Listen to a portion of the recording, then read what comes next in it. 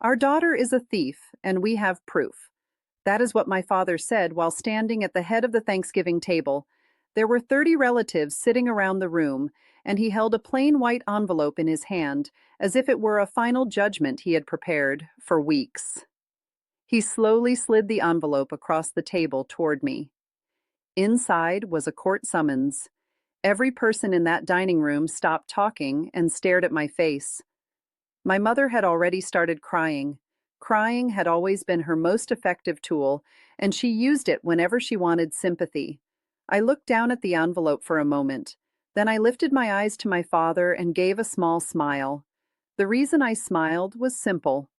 4 months earlier, I had hired a professional investigator. His entire job was to follow financial records and discover exactly where money disappears. What he discovered did more than prove I was innocent. His findings destroyed a story that my parents had been quietly constructing since the day my grandfather passed away. Before I continue, please take a moment to like and subscribe, but only if this story truly connects with you. You can also share your location and the local time where you are in the comments. My name is Oilia. I am 32 years old, and I work as a registered nurse in a small town in Georgia. To explain how everything started, I need to take you back 8 months to the week when my grandfather, Earl Palmer, was buried. My grandfather, Earl Palmer, died on a Tuesday in March at the age of 84. The doctors said the cause was pneumonia. They described his passing as quick near the end. When I heard the news, I drove 3 hours from my apartment to the funeral home in Dawson, Georgia. Dawson is a small place with a population of around 4,000 people. It is the kind of town where almost everyone knows your maiden name, your parents, and sometimes even your credit score. I grew up there, and my grandfather helped raise me for a large part of my childhood.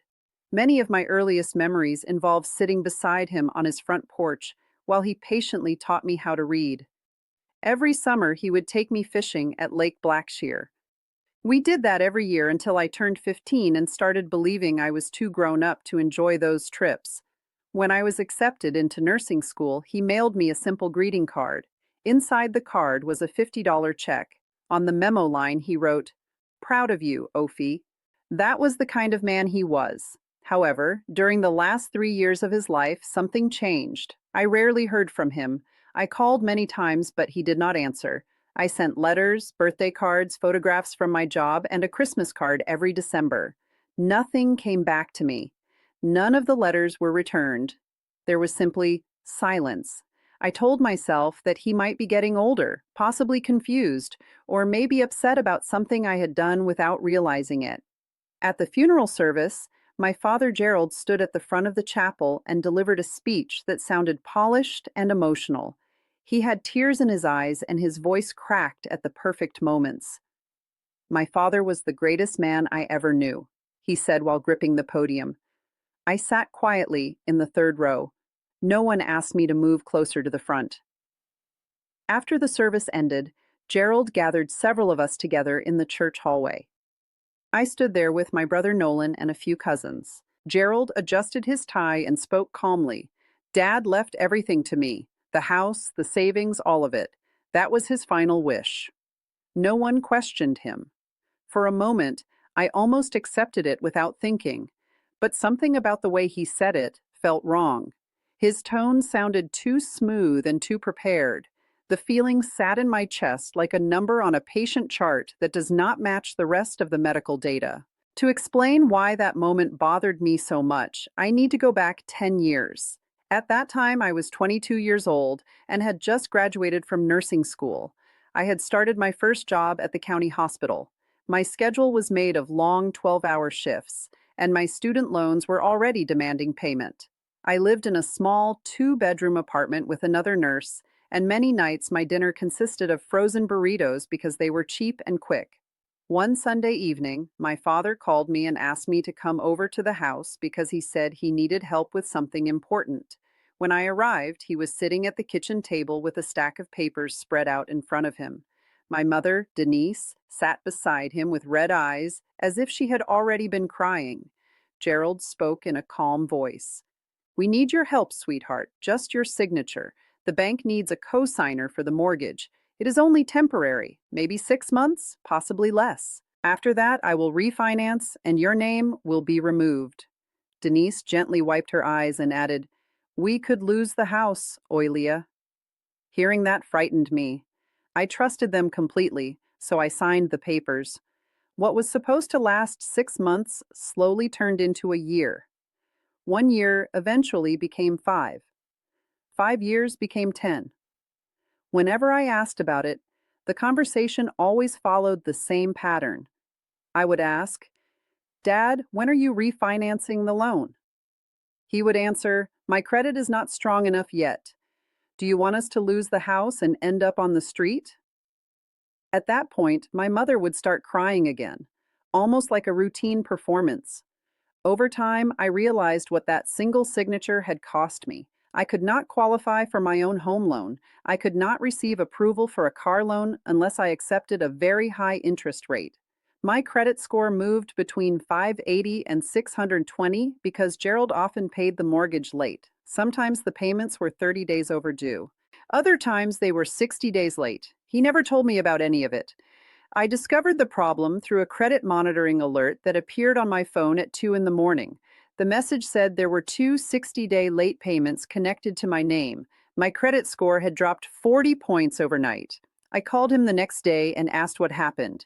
He simply replied, "Things were tight, but I handled it." The truth was that he handled it using my name and my credit history. 2 weeks after the funeral, I went to Gerald's house and asked him to sit down with me at the kitchen table. I spoke calmly and directly. "Dad, I need my name removed from that mortgage this year." I did not shout or cry. I simply stated the situation. Gerald leaned back in his chair and shook his head slowly. "This is not the right time, Oilia. I just buried my father." I nodded and answered, "I understand that, and I am sorry for your loss, but this situation has continued for 10 years. His jaw became tight and his expression changed. "You expect me to refinance right now? With what credit? Do you think banks are waiting in line to help a 61-year-old retired insurance agent?" I replied, "Then sell the house and move somewhere smaller. I do not care how you solve it, but I need my name removed from that loan." Gerald stood up so quickly that his chair scraped loudly across the floor. His voice became sharp. "You want to bring lawyers into this? You want to sue your own parents? Go ahead and try. Let us see how that looks to everyone." The truth was that I never mentioned lawyers during that conversation. He introduced that idea himself. Later that same evening, my mother made 8 separate phone calls to different relatives. I know the exact number because within 3 days, I received calls and messages from 4 different family members. My Aunt Marlene sent a message that said, "Your parents raised you, and this is how you repay them? Shame on you, Oilia." My cousin Megan left a voicemail saying, "Hey, I heard you are threatening to take your parents' house. What is happening?" My father's cousin Danny called and told me, "Family members do not treat each other this way." Every single person repeated the same version of events. They believed the story that Gerald and Denise had told them. According to them, I was an ungrateful daughter trying to steal my parents' home. No one called to ask me what actually happened. Eventually, Gerald called me one more time. His voice sounded flat and cold. "You think you are the only person who can play this game? Your grandfather left everything to me, and if you keep pushing, everyone will find out what you really did with his money." I had no idea what he was talking about. I had never taken a single dollar from my grandfather, but at that moment I realized he was already creating a story that could be used against me. After finishing a 12-hour night shift at the hospital, I sat inside my car in the dark parking lot and started writing numbers on the back of a pharmacy receipt. I tried to calculate every possible outcome. If Gerald decided to stop paying the mortgage completely, something he had threatened during past arguments, the bank would come after both of us. The result would be foreclosure. My credit score would not simply drop. It would collapse to a number below 500 and remain there for years. Some hospitals perform credit checks on employees as part of their policies. Not every hospital does this, but mine definitely did. If a foreclosure appeared on my record, it could trigger a formal review by the administration. I could even lose my job, which was the only stable part of my life. I also considered another possibility. If I started making the mortgage payments myself to protect my credit history, the monthly payment was $1,800. For a nurse living in rural Georgia, that amount would drain my entire budget. Within 18 months, I would probably be completely broke. I was already paying rent, student loan payments, car insurance, and basic groceries. There was no extra money left at the end of each month. If I decided to publicly challenge Gerald, the situation would become even worse. He had already convinced most of the family that I was the selfish daughter trying to take her parents home. Fighting back would mean standing alone against everyone. While sitting in the car, I opened the online account connected to the mortgage. I still had access to the login because years earlier, Gerald had asked me to occasionally check the account. That is when I noticed something new. A recent entry showed a home equity withdrawal. The amount was $40,000 taken only 3 months before my grandfather Earl passed away. Gerald had not simply kept my name on the mortgage. He had used my co-signature to borrow even more money against the house without telling me and without asking for my permission. I had never seen that $40,000. I never approved it, yet the debt was now connected to my name. I remained in that empty parking lot for a long time. The receipt in my hand was filled with numbers that did not make sense. He had not only trapped me in this financial situation, he had returned to the trap and made it even deeper. The rumors about me did not begin with a loud accusation. They started quietly with whispers passed between relatives and neighbors. Gerald and Denise began telling people in the family that I had taken cash from my grandfather Earl's house shortly before he died. They mentioned it in casual conversations as if it were already common knowledge. Gerald told people, "She went over there alone a few times near the end. Afterward, we checked the dresser drawer and it was empty. Thousands of dollars were missing." There was no evidence to support that claim. However, in a town like Dawson, a father's words carry strong influence. Soon my cousin Travis called me on the phone. "Hey, Uncle Gerald said you took some money from Grandpa's dresser. He said it was a few $1,000s. What is that about?" I answered immediately, "That never happened, Travis." He replied, "Okay, I am only repeating what he told me." That pattern repeated again and again. People rarely accused me directly. Instead, they passed along what they had heard from someone else. Each time I denied the story, my voice sounded defensive. Unfortunately, that made me appear more guilty in their eyes. The following Sunday, I attended church at First Baptist, where my family had worshiped for 30 years. A woman named Mrs. Gentry looked straight at me when I entered the fellowship hall. Then she turned away and walked to the opposite side of the room without saying a single word. She did not need to speak. Her actions already said everything. Soon the situation reached my workplace. One of the nurses from my hospital unit quietly pulled me aside during a shift. She asked, "Is everything okay at home? I heard something from my neighbor about your family and some legal issues." That was the moment when I understood what Gerald was doing. He was not only protecting himself, he was carefully building a narrative. If anyone in the future questioned what happened to my grandfather's money or property, he wanted the entire town to already believe one simple story. And in that story, I was the villain. The rumor was simple and direct. Oilia is the thief. That was the message my father wanted everyone to believe. But during one conversation, he made a mistake. He mentioned the dresser drawer where the money was supposedly kept. That detail sounded very specific. In fact, it sounded too specific. I started asking myself a simple question. How would he know that my grandfather kept cash inside a dresser drawer unless he had opened that drawer himself? That thought stayed in my mind. On my next day off, I drove 45 minutes to the county courthouse. I parked in the back parking lot and walked inside still wearing my scrubs because I had come straight from a hospital shift. The probate office was quiet.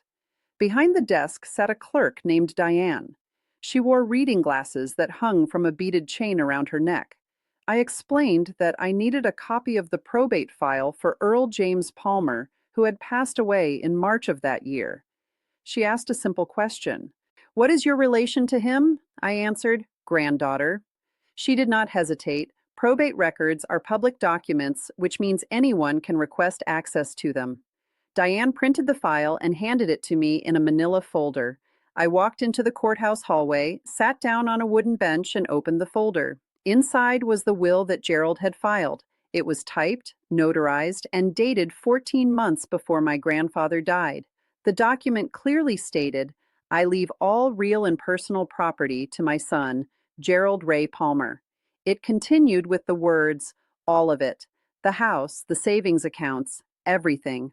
I read the document twice before looking at the signature at the bottom of the page. The name written there was Earl James Palmer. I had seen my grandfather's handwriting hundreds of times during my life. Every birthday card he sent me had the same style. Every Christmas check he mailed included his familiar writing on the memo line. Once, when I was 9 years old, he left a small note inside my lunchbox that said, "You are smarter than you think, Oi." His handwriting always looked shaky but distinctive. The letter E in his name leaned slightly to the left. The letter P had a long curved tail. Those small details were as familiar to me as my own handwriting. The signature on the will looked similar at first glance, but something was wrong. The E stood too straight. The P was too short. The entire signature looked careful and controlled, like someone who was trying very hard to copy something they had only seen a few times. I took a clear photograph of the signature with my phone. My hands were steady. At that moment, I was not sad anymore. Instead, I felt certain. I opened my phone browser and typed a simple search phrase into the bar. Forensic accountant near me. The next important call came on a Wednesday night. I was standing at my kitchen counter eating leftover soup when my phone screen lit up with Gerald's name. For a moment, I considered ignoring the call, but eventually I answered. His voice was direct and cold. "Thanksgiving at Marlene's," he said without even greeting me. "You are coming." I replied, "I will think about it." His response was immediate. "No, you will be there and you will apologize." I set my spoon down on the counter and asked, "Apologize for what?" Gerald answered, "For what you stole, and you will say it in front of everyone." I felt my jaw tighten. "I did not steal anything, Dad." He paused briefly before speaking again. "Then you will not mind proving it. See you Thursday." The line went silent before I could respond. I stood in my kitchen for several minutes holding the phone against my leg. The soup on the counter slowly grew cold, and I never touched it again. At that moment, I realized Gerald was not inviting me to a family dinner. He was preparing a public trial. About 20 minutes later, my mother sent a long text message. It was 4 paragraphs filled with her usual emotional language. She used words like healing, closure, and family unity. The final sentence said, "Your father only wants to resolve this privately. Please do not make the situation bigger than it needs to be."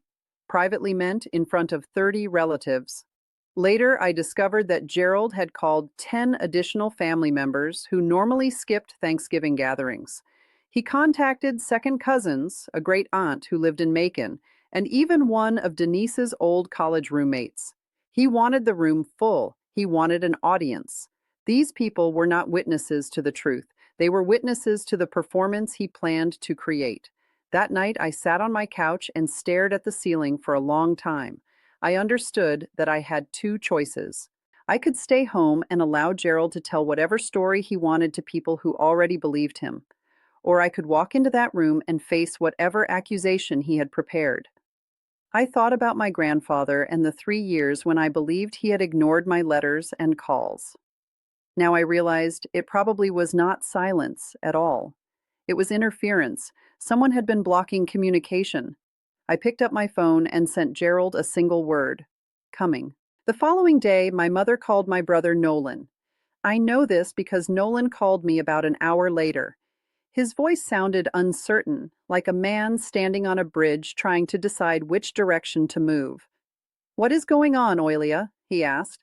"Mom says you took money from Grandpa." I answered with a question. "Have you ever seen me take anything, Nolan?" There was a short pause. "No." I continued. "Did I ever talk to you about Grandpa's money? Even once?"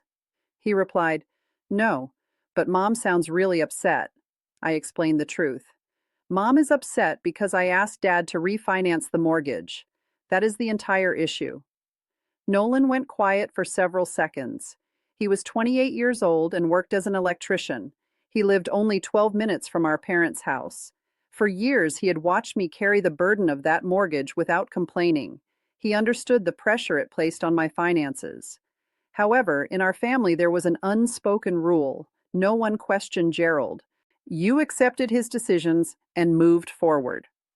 Finally, Nolan spoke again. They want me to stand with them at Thanksgiving. Mom said the family needs to stay united. I asked calmly, united against who? Against me? He did not answer that question. After another pause, he said, I am not asking you to choose sides, Nolan. Just keep your eyes open. More silence followed before he replied quietly, I will be there, but I am not giving any speeches. I told him that was enough for me. We ended the call. However, something about that conversation stayed in my mind.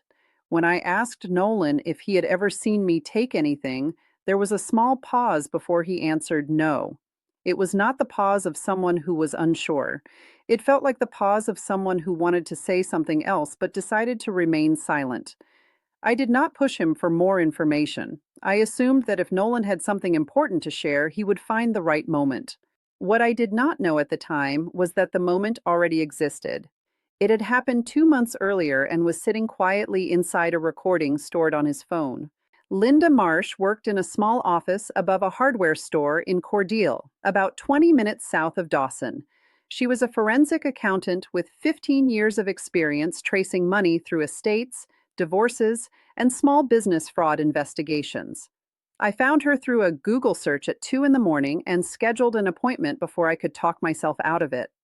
When I first met her, she appeared calm and professional. She had gray hair, thin reading glasses, and a desk covered with organized folders. As I explained the situation with my father and the inheritance, she did not react with shock or judgment. She simply listened and wrote notes. 4 months later, 2 weeks before Thanksgiving, I returned to her office for a follow-up meeting. She placed a thick-bound report on the desk between us. Then she spoke directly. The signature on the will that was filed in probate court does not match your grandfather's authentic handwriting, I asked. You are certain? It.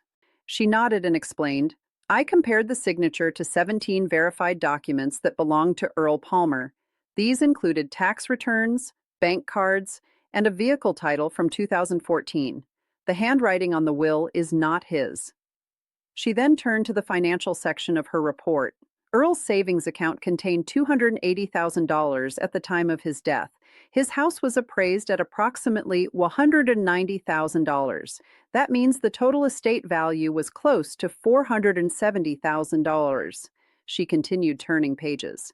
After probate was completed, Gerald withdrew a total of $350,000 through multiple transactions. Linda had traced every dollar. The report listed the breakdown clearly.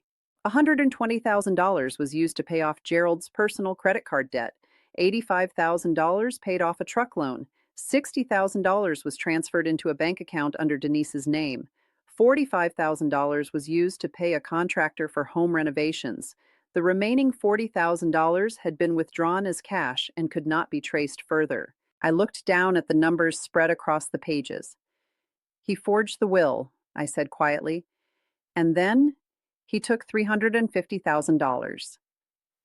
Linda nodded slowly. Do you want me to compile this into a formal legal report? Once that happens, this situation becomes serious and difficult to reverse. I did not hesitate, even for a moment. Yes, do it. She closed the folder and said, I will have everything ready in 10 days. 10 days meant the report would be finished 3 days before Thanksgiving. As I drove home, one thought stayed in my mind. $350,000 was not a desperate mistake. It was a deliberate plan. My grandfather sometimes talked about his sister Ruth during casual conversations. He would say things like, Ruth has more common sense than the rest of us combined. When he said it, he would shake his head as if it was both a compliment and a complaint at the same time. Ruth Palmer was 74 years old and lived alone in an old clapboard house in Americus, about 40 minutes south of Dawson. She had not attended a family dinner in 9 years. Apparently, she had some type of argument with Gerald a long time ago. No one ever explained the details, and eventually, the family stopped talking about it. After my grandfather died, I kept his old address book inside a shoebox. One evening, I opened it and found Ruth's phone number written beside her name. On a Thursday night, I decided to call, even though part of me expected the number to be disconnected. The phone rang twice before someone answered. "Mrs. Palmer, this is Oilia. I am Earl's granddaughter." There was a long silence on the other end of the line. For a moment, I thought the connection had dropped. Then she spoke in a soft voice. "Earl told me you would call one day." I felt the air leave my lungs. "What do you mean?" I asked. Ruth replied calmly, "Your grandfather gave me something 3 years ago. He told me to keep it safe. He said if anything went wrong after he passed away, you would eventually come looking for it." She invited me to visit her house that Saturday. When I drove there, my heart was beating so hard that I could feel the pulse in my fingertips. Ruth opened the front door and studied my face for a long moment.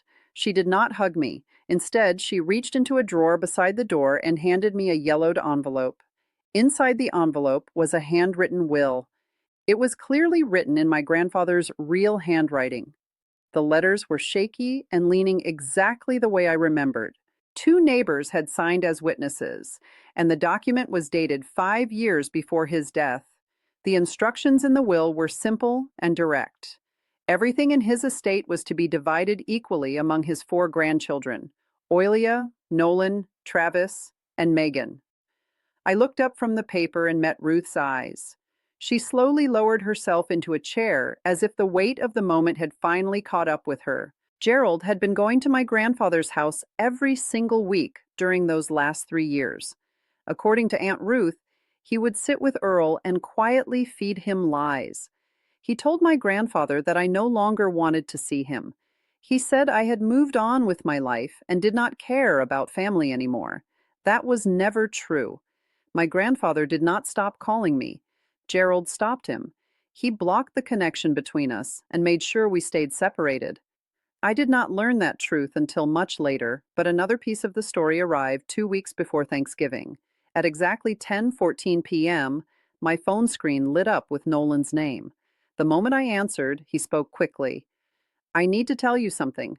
His voice sounded low and rushed, like someone speaking quietly in a place where he was not supposed to be overheard.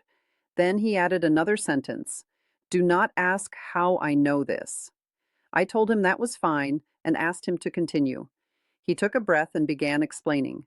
"About 2 months ago, I went over to the house to pick up my drill set from the garage. I walked in through the side door like I usually do. Mom and Dad were in the kitchen, and they did not hear me come in." He stopped talking for a moment, and I could hear his breathing through the phone. Then he continued. "Dad was saying something. I heard him clearly. He said, 'I am going to tell you exactly what he said. She cannot prove anything. The will is already filed. It is finished.'"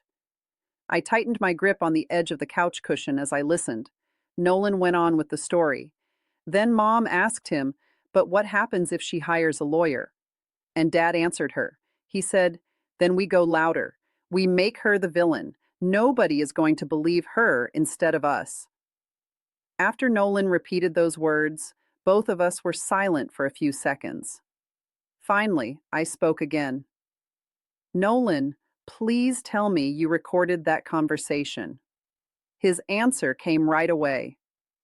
"I started recording the moment I heard them arguing. I have the entire conversation saved." While we were still on the call, Nolan sent the audio file to my phone.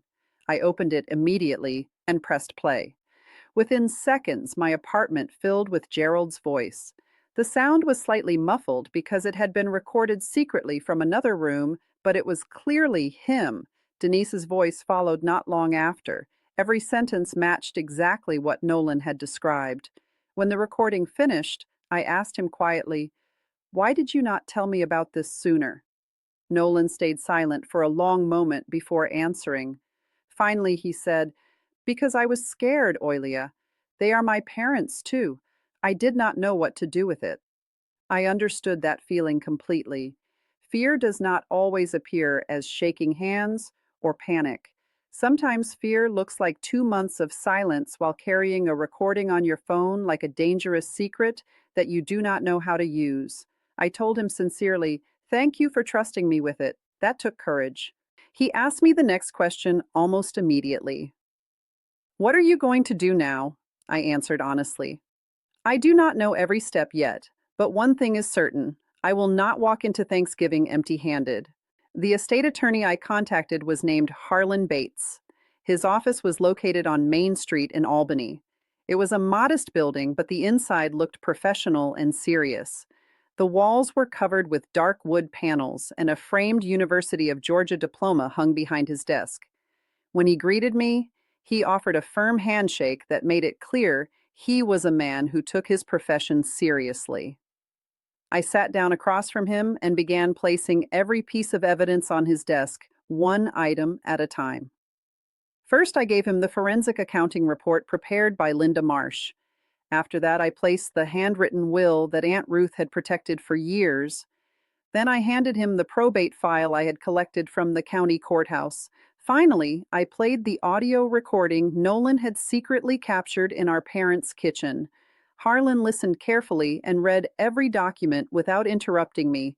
He spent about 40 minutes studying everything in silence.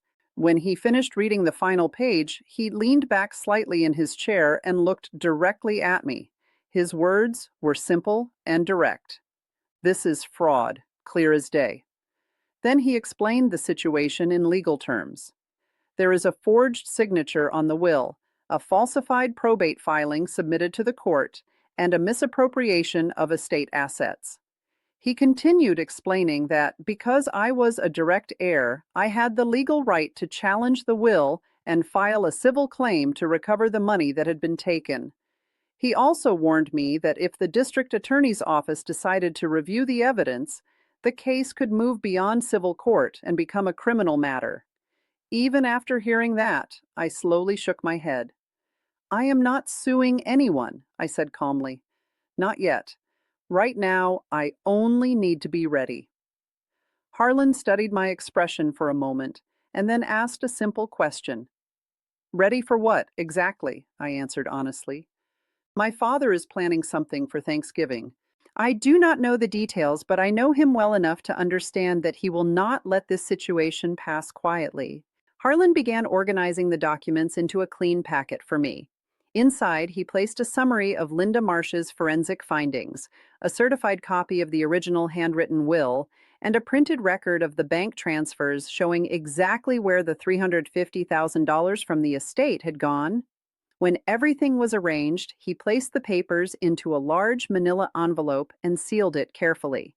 He handed it to me and said, "If you ever need to use this information, the documents will speak for themselves." I placed the envelope inside my bag before leaving the office.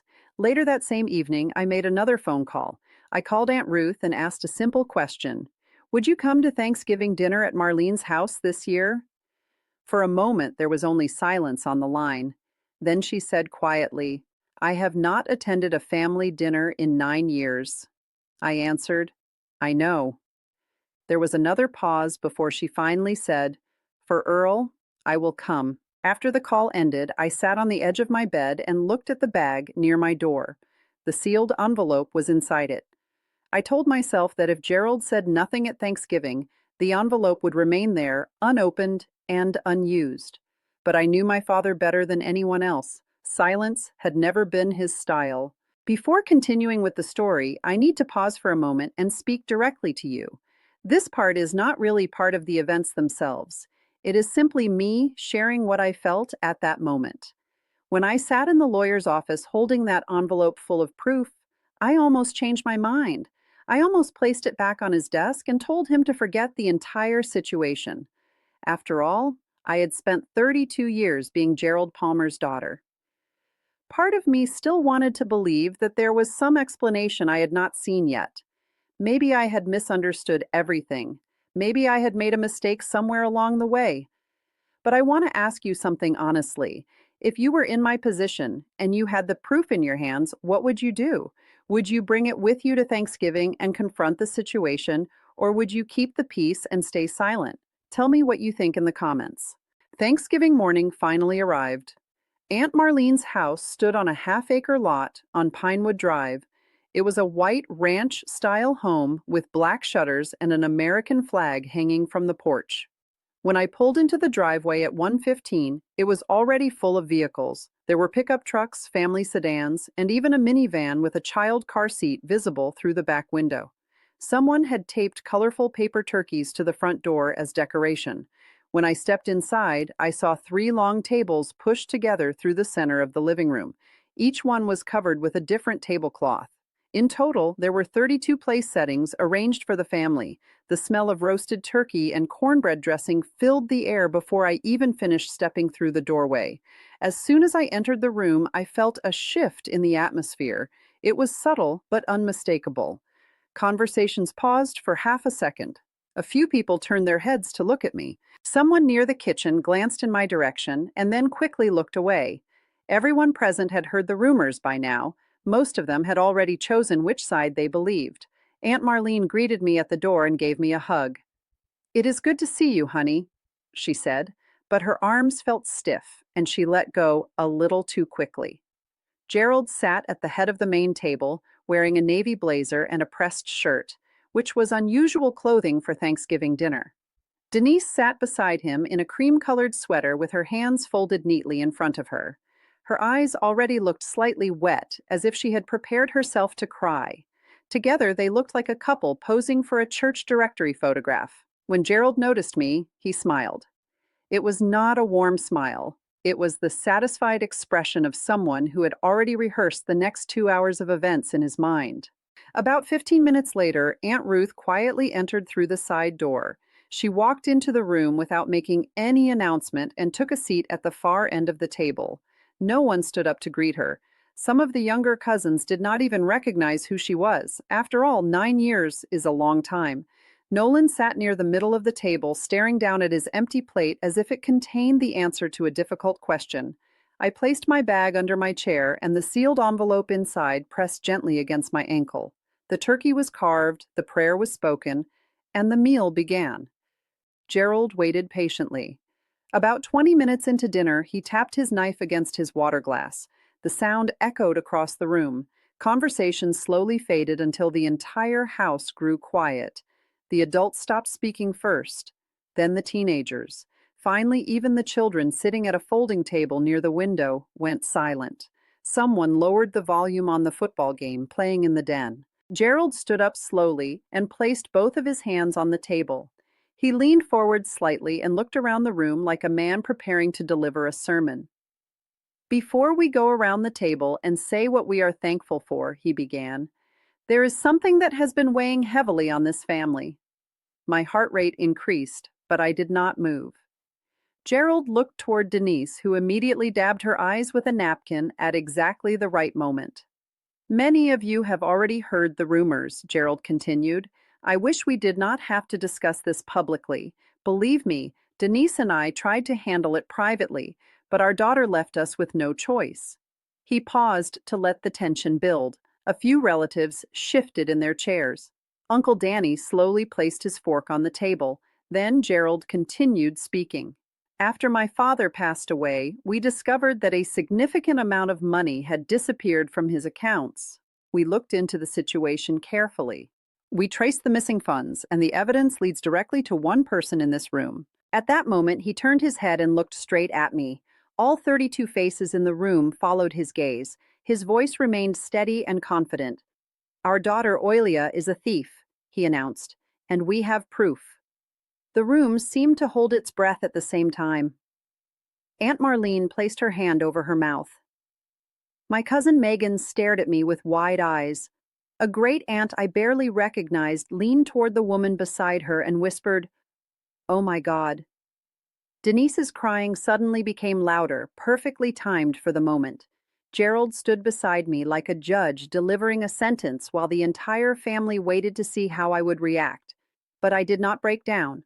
I simply folded my hands calmly on the table and looked him directly in the eye.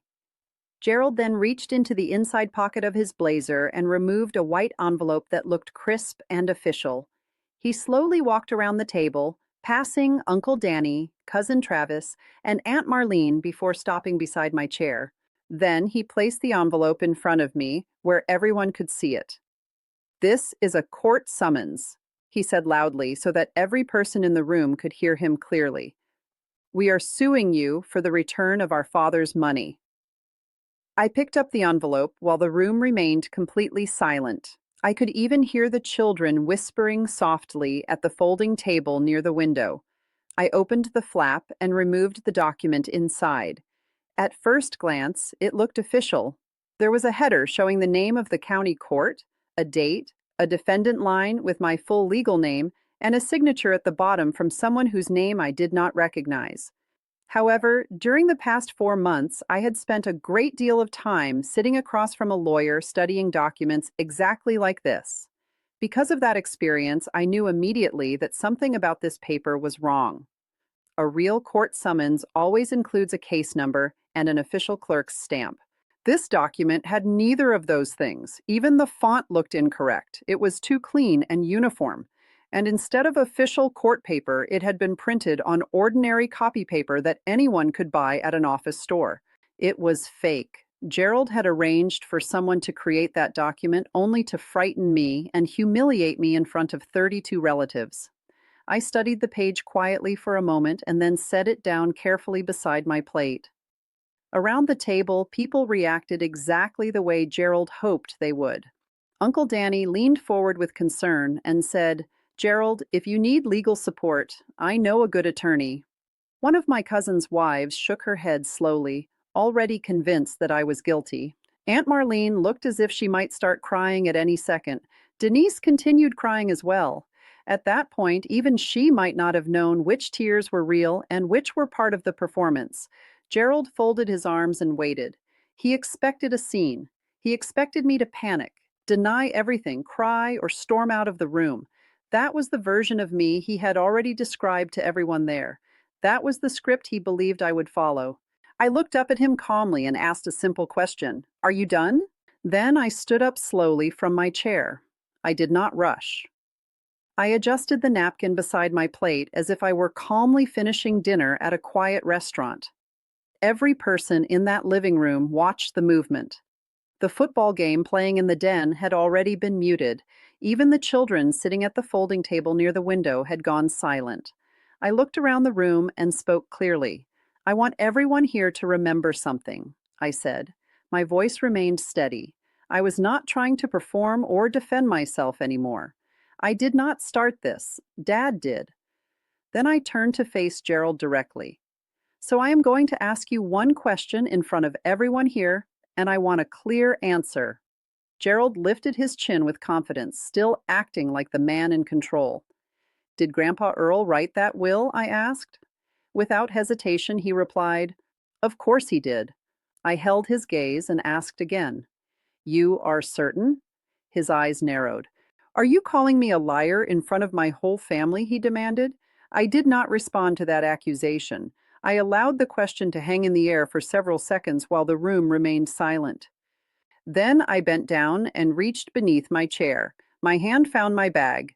Inside it was the thick manila envelope that had taken 4 months to assemble. I placed the envelope on the table right beside the fake summons Gerald had given me. Nobody moved. Gerald looked down at it. The envelope was heavy, official, and clearly real.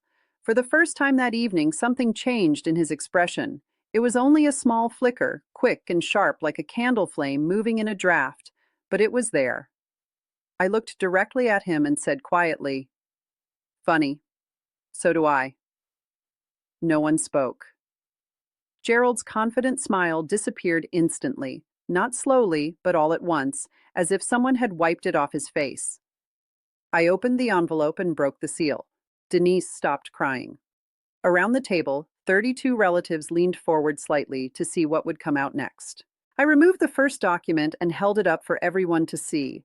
"This page shows a side-by-side comparison," I explained. "On one side is the signature from the will that Dad filed in probate court. On the other side are 17 verified signatures from Grandpa Earl." I listed the sources clearly. Tax returns, bank documents, and a vehicle title, all confirmed to be authentic. I handed the page to Aunt Marlene since she was sitting closest to me. She placed her reading glasses on her nose and studied the sheet carefully. In the left column was the signature taken from the will Gerald submitted. In the right column were 17 samples of my grandfather's real handwriting. Each authentic signature shared the same patterns. The letter E leaned slightly to the left. The letter P had a long, curved tail. Even when his hand became shakier in later years, the rhythm of his writing stayed the same. The signature on Gerald's will looked completely different.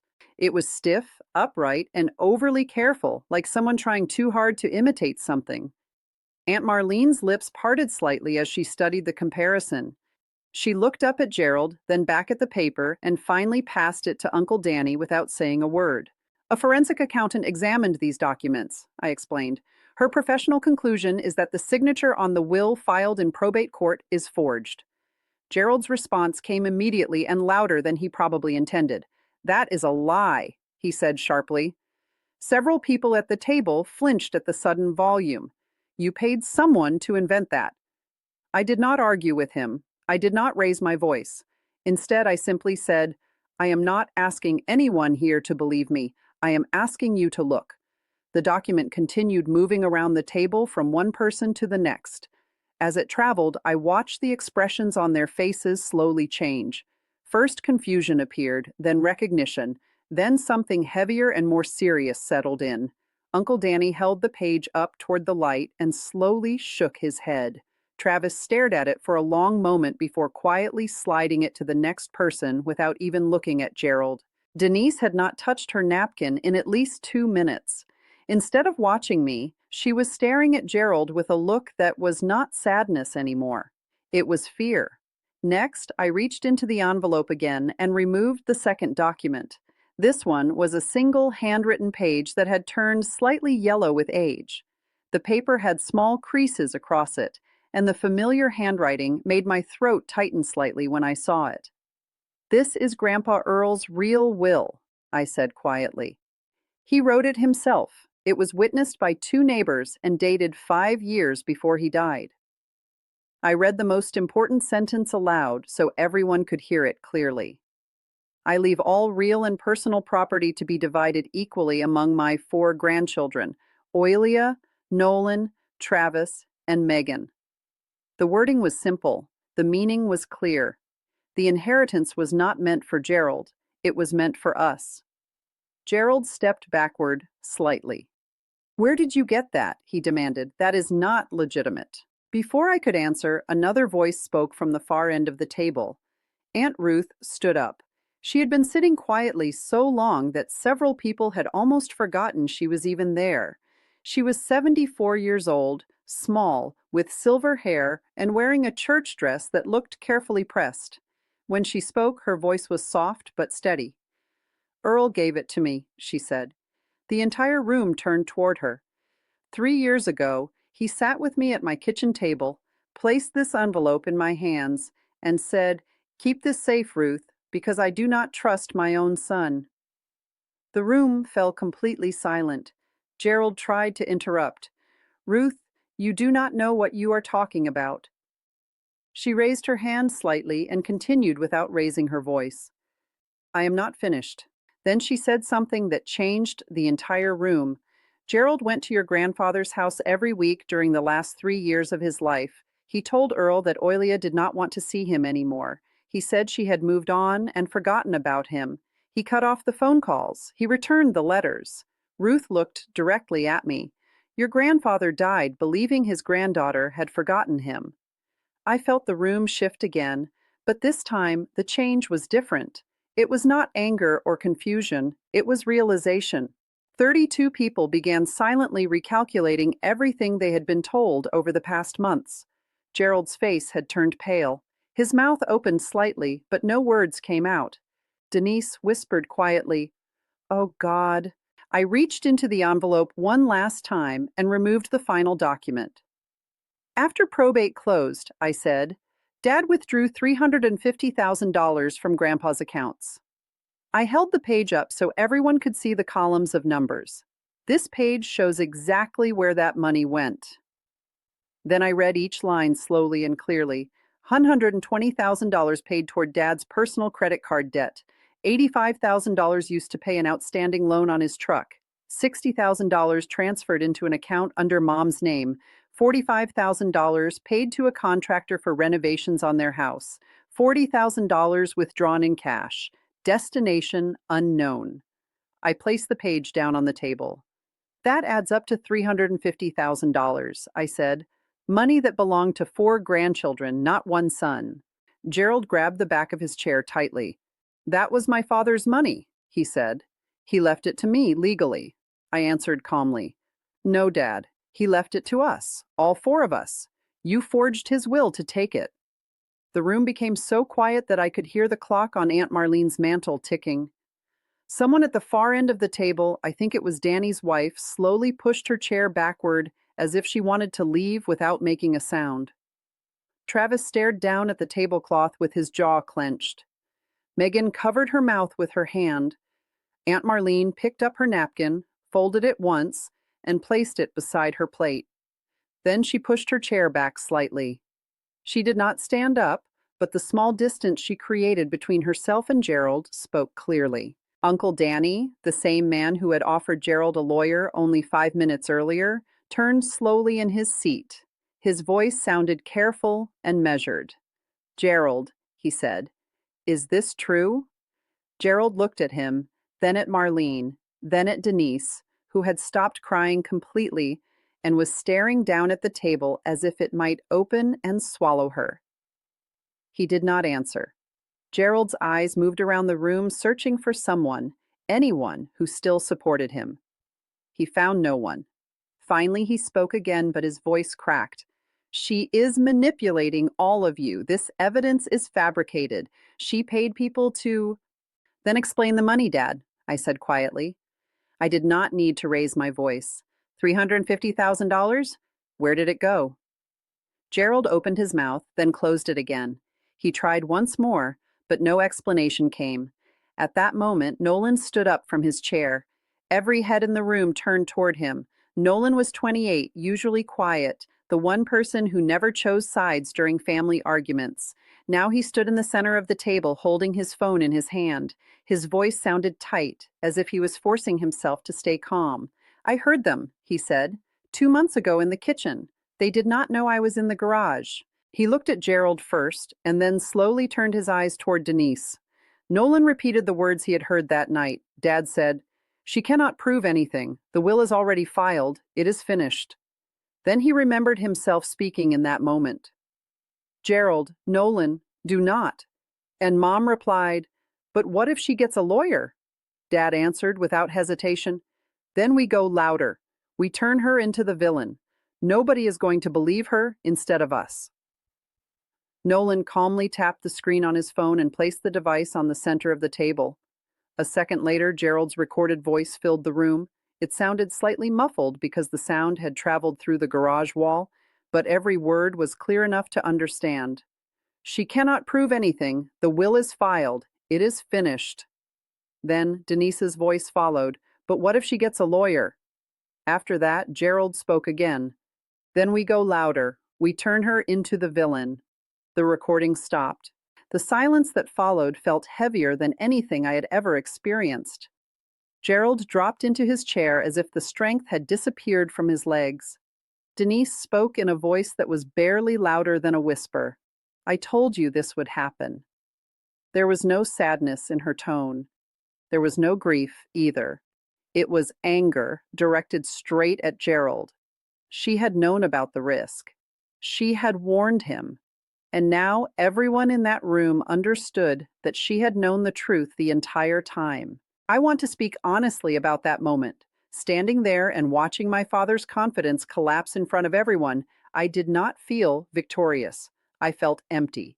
This was not a dramatic courtroom scene where someone wins and someone loses. This was Thanksgiving dinner. These were people I had loved and trusted for my entire life. Yet that day I understood something important. Loving someone does not mean allowing them to destroy your dignity. Remaining silent is not the same thing as peace. Silence only gives permission for the harm to continue. Let me ask you something quickly. Do you believe Nolan made the right decision by waiting 2 months before telling me what he heard? Or should he have told me the very same day he overheard that conversation? I truly want to know what you think about that choice. Please share your opinion. Now, let me explain what happened after that Thanksgiving dinner ended. No one touched the dessert that night. People began leaving the house in small groups. First, the distant relatives who had come mainly out of obligation quietly gathered their coats. Then the cousins followed. After that, the uncles started leaving one by one. Most of them did not say goodbye to Gerald. They simply picked up their jackets and walked out the door. A few people stopped to hug me on the porch before they left. Travis held my hand firmly and said, "We will talk later this week." Megan found me near the driveway before getting into her car. She looked serious. "If that will is real, and I believe that it is real, then all four of us were robbed." I nodded slowly. "I know," I told her. "I am not telling anyone what decision to make, but the forensic report belongs to you just as much as it belongs to me." She answered quickly. "I want a copy." I replied, "I will send it tomorrow." Within 1 week, both Travis and Megan had hired their own attorney. They filed a petition with the probate court requesting that Earl Palmer's estate be reopened because of evidence showing signature forgery and the existence of an earlier legitimate will. I want to make something clear here. I was not the person who filed that petition. My cousins made that decision on their own after reviewing the information. I simply provided the documents. They chose to act. To me, that distinction matters a great deal. Their attorney also examined the document Gerald had pushed across the table that night, the one he tried to present as a legal summons. He had slid it toward me as if it were something dangerous. But when the lawyer reviewed it carefully, the truth became obvious. There was no official case number on the page. There was no filing stamp from a court clerk. There was no record of the document in any courthouse anywhere in the state of Georgia. It was simply printed paper inside a white envelope. In other words, it was a prop. Travis's attorney explained the situation very clearly. Your father attempted to intimidate you with a document that carries the same legal authority as a restaurant menu. Gerald had not filed a lawsuit at all. He had staged a performance using a piece of paper that would not survive even 10 seconds in front of a judge. He tried to silence me with something fake, but the real legal documents, the kind that actually matter in court, were the ones inside my envelope. The estate attorney, Harlan Bates, sent a certified letter to Gerald Palmer on a Monday, exactly 9 days after Thanksgiving. The message was direct and professional. Oilia Palmer demanded that Gerald Palmer refinance the mortgage on the house located at 412 Talmadge Road and remove her name as the co-signer within 60 calendar days. If he failed to do that, a civil lawsuit would follow. That lawsuit would seek financial damages for the unauthorized use of her co-signature, including the $40,000 home equity withdrawal that had been taken without her consent. Gerald was now dealing with several serious problems at the same time. 3 grandchildren had challenged the estate in probate court. There was a possibility of criminal investigation, and his reputation inside a town where everyone knew everyone had completely collapsed. He did not fight the demand. Instead, he refinanced the mortgage in only 5 weeks. I received the notification from the bank on a Wednesday afternoon. I was sitting in the hospital break room between patients eating a granola bar when my phone buzzed with an email alert. The message was short and simple. My name had been removed from the mortgage effective immediately. I sat there quietly for several minutes after reading it. One of my coworkers asked if I was all right. I told her yes. Then I walked outside to the parking lot, sat in my car with the engine turned off, and cried. It was not exactly happiness. It was relief. I had been carrying something heavy for so many years that I had almost forgotten how heavy it was. For 10 years, someone else's debt had been attached to my name. For 10 years, there had been phone calls about refinancing that never happened. For 10 years, my credit score kept dropping because a man who called himself my father could not even make payments on time. And then it was gone in just 5 weeks. I opened my credit report on my phone. The number had already started rising again. 640, then 680. The banker later told me it would likely reach 710 within 6 months. It was not perfect, but it finally belonged to me. 1 week before Christmas, Aunt Ruth called me. "Come by on Saturday," she said. "I have something that belongs to you." I drove to Americus on a gray morning in December. Ruth's house smelled like fresh coffee and cedar wood. She was sitting at the kitchen table with a small shoebox placed in front of her. She pushed it toward me and said gently, "These are yours. Earl wanted you to have them." Inside the box were letters. There were 11 in total. My grandfather had written them during the last 3 years of his life. Each letter had been written to me, about one every few months, but instead of mailing them directly to my address, he had sent them to Ruth. He knew Gerald was intercepting every message that tried to reach me by mail or phone. I opened the first letter carefully. The handwriting looked shaky, and the paper had been folded several times. It was dated 3 years before he died. "Opie, your father told me you do not want to see me anymore. I do not believe that is true. But if it is, I want you to know that I am not angry. I only miss you." I opened the final letter. It had been written 2 months before he passed away. "I am leaving the house and the savings to you children, all 4 of you. If your father does something different, find Ruth. She has the real one. I love you, Opie. I always have." I placed the letter down on Ruth's kitchen table and pressed both of my hands flat against the wooden surface. The grain of the wood felt cold under my fingers. I focused on that sensation because if I did not hold on to something physical in that moment, I felt like I might completely fall apart. My grandfather had never stopped writing to me. For 3 years, he continued sending letters he knew I might never receive, trusting that one day the truth would reach me through the one person he believed would protect it. Ruth poured me a cup of coffee and set it beside my hand. For several minutes, neither of us spoke. What my grandfather left behind was not simply money or property. What he left me was proof that he never stopped loving me and never stopped trying to reach me. In a small town, you do not need a press conference for the truth to spread. All it takes is one Thanksgiving dinner. By the first week of December, nearly every family in our circle and most members of the congregation at First Baptist Church already knew what Gerald and Denise had done. Not because I announced it publicly. I did not need to. 32 people had been sitting in that living room when everything happened. At least half of them went home and told someone else. Those people told someone else after that. That is how news travels in Dawson. Gerald and Denise slowly stopped receiving invitations. They were not asked to attend the Gentry Christmas party. They were not invited to the New Year potluck at the church hall.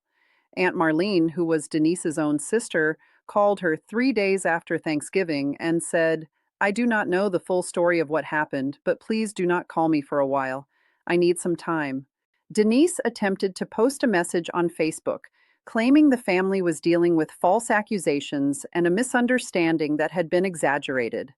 Within 1 hour, Travis responded with a link to the public probate filing. Denise deleted the post before dinner that same evening. At church, Gerald still shook the pastor's hand after Sunday service the same way he always had. But people who used to stay and talk began leaving quickly. No one openly insulted him. No one confronted him directly. Conversations simply became shorter. Eye contact lasted a little less time. In a small town, people keep quiet, but their behavior changes. One Saturday, Mrs. Gentry, the same woman who had turned away from me months earlier in the church fellowship hall, approached me in the grocery store parking lot. She gently touched my arm and said, "I owe you an apology. I believed the wrong person." I told her I understood because I truly did. No one formally punished Gerald and Denise. No official announcement was made. But in a town like ours, silence itself becomes the loudest judgment anyone can deliver. The probate court accepted the petition to reopen Earl Palmer's estate in January. The process moved faster than I expected. The judge reviewed the forensic signature analysis, the original handwritten will that had 2 living witnesses, and the financial records showing the $350,000 in distributions. She appointed an independent handwriting specialist to examine the signatures again. That expert reached the same conclusion as Linda Marsh. The signature on the will that had been filed with the court was not Earl Palmer's handwriting. Once the estate was officially reopened, Gerald faced two separate legal consequences. The first path was civil. The court could order that the estate assets be redistributed according to the original will, meaning equal shares for the four grandchildren. The second path was criminal. In the state of Georgia, forging a will is considered a felony offense involving estate fraud. The district attorney's office began a preliminary review of the evidence. At that stage, no formal charges had been filed yet. These situations always require time to move through the legal system, but the case file had been opened and the evidence was already clear. Gerald's lawyer advised him that negotiating would be the safest option. Gerald no longer had much leverage left. The house sitting on Earl's property, the same one he had fought so hard to keep, eventually had to be placed on the market for sale. The money from that sale, combined with whatever funds were still available in the remaining accounts, was gathered and prepared for a redistribution. After the legal expenses were deducted, each grandchild received approximately $82,000. It was not a life-changing fortune, but it was also far from nothing. Travis used his portion to completely pay off the remaining balance on his truck. Megan placed her share into a college fund for her daughter. Nolan had not made a final decision about what to do with his portion yet. I placed my share in a savings account and did not touch it for 2 months. I needed to feel certain that the money felt clean before spending even a single dollar. I wanted to know it was not anger money or revenge money. I wanted it to simply be what Grandpa Earl had intended, a portion of what he had built during his life, passed down to the people he loved. Gerald had spent $350,000 trying to maintain a life he could not actually afford, and in the end it cost him almost everything he still had left. Nolan called me the week after Thanksgiving. It was the first time in many years that he had called without the conversation being about our parents. His voice sounded uncertain at first. "I am sorry that I did not tell you sooner," he said. I answered honestly, "You told me when it mattered. That is enough."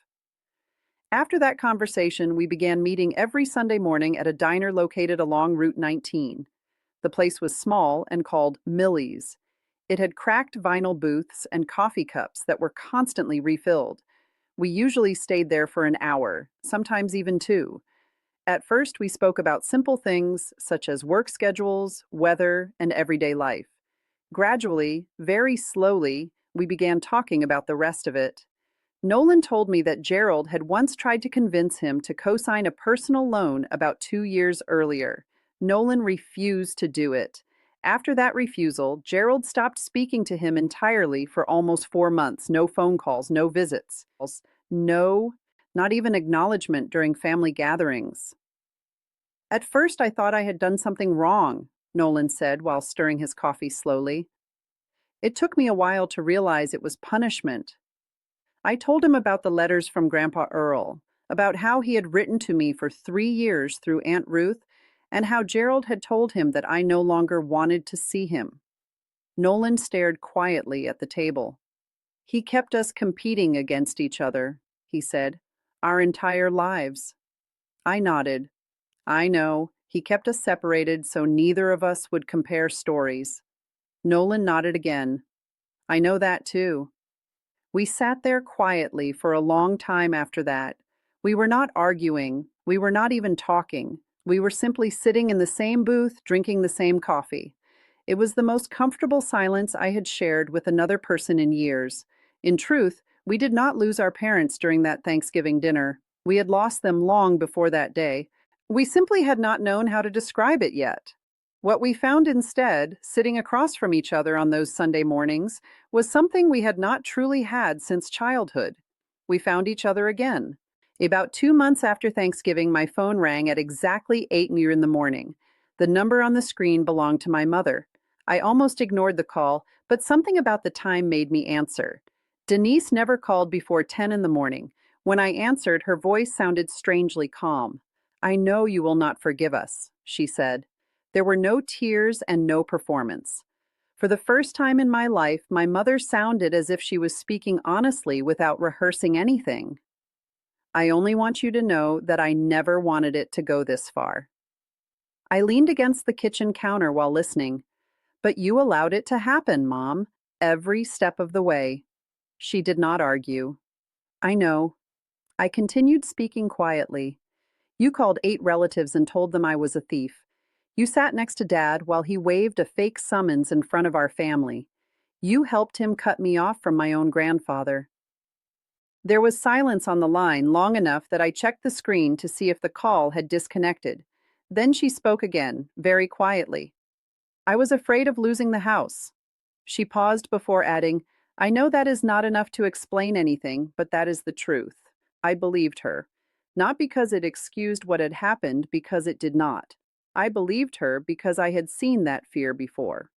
Denise Palmer had spent 35 years married to a man who made every crisis feel like the edge of a cliff. She was afraid. She was also wrong. Both things could exist at the same time. I finally told her what I needed. I need space, Mom, a lot of it. Please do not call me for a while. She simply replied, Okay. She did not argue or cry. Gerald never called me at all. Not once. No message, no letter, no text sent through another relative.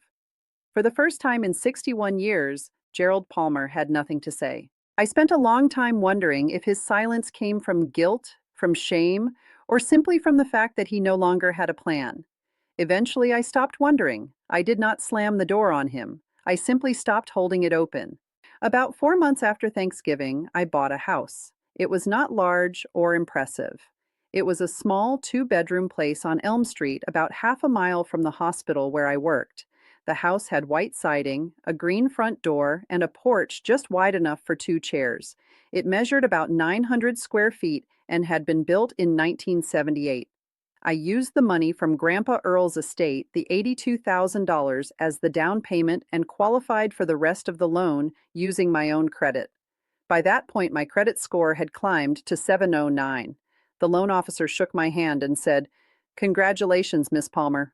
There was no cosigner, no second name anywhere on the documents, only mine. On the first night, I sat on the living room floor with a pizza box and a glass of sweet tea while looking at the empty walls. There was no furniture yet and no curtains. The carpet was clean, and the only sound was the low humming of a refrigerator I had purchased from Craigslist. That evening, I hung exactly one thing. It was a framed photograph of Grandpa Earl standing beside Lake Blackshear holding a fishing rod in one hand and smiling so widely that every remaining tooth could be counted. I placed the picture above the fireplace and stepped back to look at it. Not bad, Grandpa, I said quietly to the empty room. The next morning, I went back to work at the hospital. The same shift, the same uniform, and the same parking lot where I had once sat in my car, calculating how long it would take before my father's financial decisions destroyed my life. The numbers were different now. Rent had become a mortgage, but this time it was my mortgage. And the numbers finally worked. They truly worked. I began visiting Aunt Ruth every Saturday afternoon. She made coffee, and I brought pound cake from the bakery on Main Street. We spent hours talking about Earl, the real Earl, not the version Gerald had tried to create. She showed me photographs I had never seen before. One showed Earl at 20 wearing a military uniform. Another showed him at 50 building the same house Gerald later tried to steal. My own home may only measure 900 square feet, but every inch of it belongs to me. I am not telling this story because I believe I am especially brave. I am sharing it because for 10 years I believed endurance was the same thing as love. I believed that agreeing to everything my parents asked of me, even when it hurt, and even when it cost me deeply, was what a good daughter was supposed to do. I was wrong about that. A boundary is not a wall designed to punish someone. It is more like a door. You decide who is allowed to walk through it, and you decide when it closes. That is not cruelty. It is simply structure. If you are living through a situation similar to mine, if someone in your family uses love like currency and trades affection for obedience, or makes you feel guilty when you protect yourself, then please hear this clearly. Saying no does not make you ungrateful. It does not make you cold or selfish or any other word someone might use when they realize they are losing control. It simply means you have decided that your own life also has value. And if you still have grandparents in your life, call them today, not next week. Do not allow another person to control that relationship or decide what they know about you. I lost 3 years with a man who loved me deeply because my father decided I did not deserve to know the truth. No amount of money can repair that loss. Do I still love my parents? Yes, I do. I carry that love the way a person carries a scar. It becomes part of you and shapes the way you move through life, but you do not allow it to control every direction you take. I simply love myself more now. That is not a sin, and it is not betrayal. It is the most basic form of self respect, and it took me 32 years to learn it. I did not win a battle. I simply stopped being a casualty. As things stand today, the probate case is still moving through the court system. Gerald has not been criminally charged yet. The district attorney continues reviewing the evidence, and processes like this often move slowly in rural parts of Georgia. I am not pushing the issue. If charges eventually come, then they will come. I have already provided the evidence I have, and the legal system will move forward in its own way. Gerald and Denise still live in the house on Talmadge Road. They refinanced the property, and my name is no longer connected to it. I imagine the house feels smaller now. Fewer visitors come by. Fewer phone calls need answering. The world they built using borrowed money and borrowed trust has probably shrunk down to the size of a kitchen table meant for two people. Last weekend, Nolan came over to help me paint the living room. He arrived carrying a pepperoni pizza and 2 cans of primer. We managed to get more paint on ourselves than on the walls, but eventually the work was finished. Afterward, we sat on the floor cloth, eating cold pizza and talking about nothing important. We did not discuss our parents at all. We no longer needed to. A few days later, Aunt Ruth mailed me something else, a photograph I had never seen before. It showed Earl holding me when I was 3 years old during what looked like a 4th of July picnic. He was laughing while I held a sparkler tightly in both hands. On the back of the photograph, he had written a short message in his own handwriting. Ophi, Grandpa is proud of you. I taped the picture to my refrigerator right beside my nursing license. My father tried to rewrite my grandfather's story. He forged a signature, stole a legacy, and tried to silence the final wishes of a dying man. For a while, he almost managed to rewrite my story too. But truth is like a real signature. It cannot truly be forged when the right people keep the original safe. That is my story. Thank you for staying until the end. It means more than you might realize.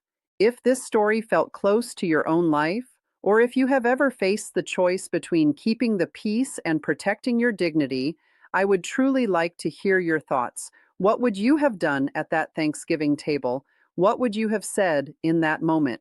Share your thoughts and experiences. And if you would like to hear another story like this one, there is another recommendation waiting for you. Subscribe, stay connected, and I will see you next time.